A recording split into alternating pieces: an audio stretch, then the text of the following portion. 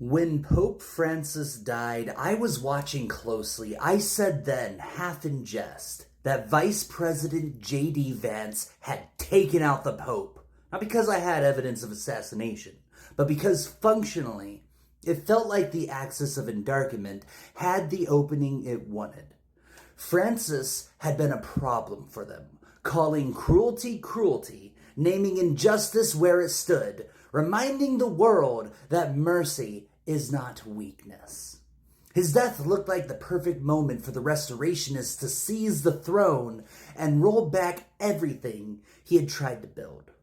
On the short list, we saw names like Burke and Ronjith, men who would have made the Vatican a fortress of reaction, not a house of refuge. Instead, something unexpected happened. The conclave bypassed the obvious candidates and turned to Robert Prevost, a name that hardly anyone had been watching. He wasn't on the papal betting sheets. He wasn't the darling of either the Francis faction or the Restorationists. He was a neutral figure, an American Augustinian with a career in canon law and administration, not a political firebrand.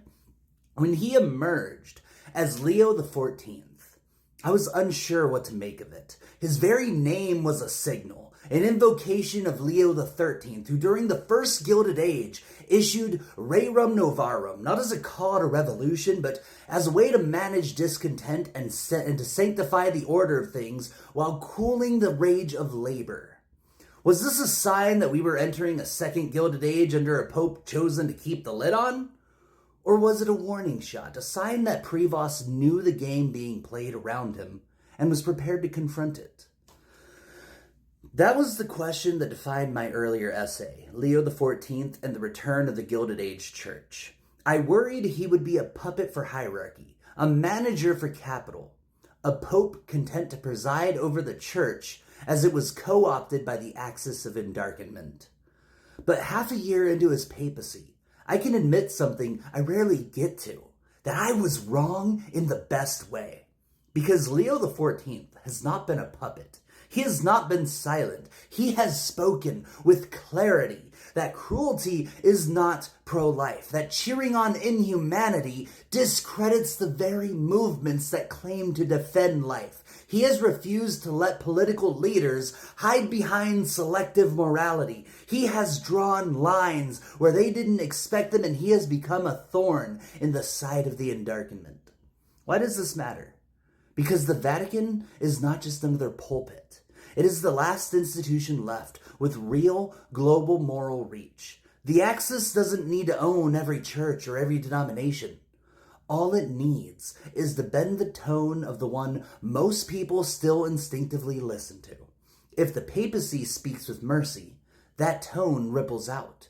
If it speaks with obedience to hierarchy, that tone ripples just as far. That's why Francis was dangerous to them.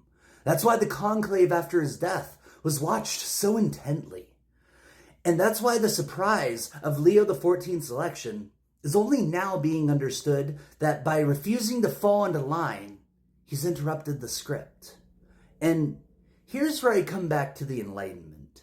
The Axis thrives on regression. It wants to convince us that freedom failed, that democracy was a mistake, that hierarchy is inevitable.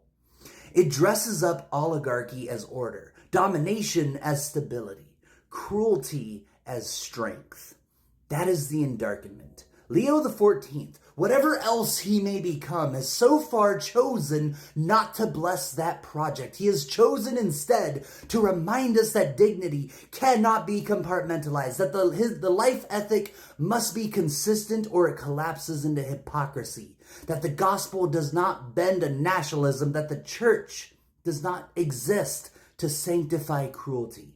He is not a radical. He will not be marching in the streets or quoting Rousseau, but that is not what makes him powerful.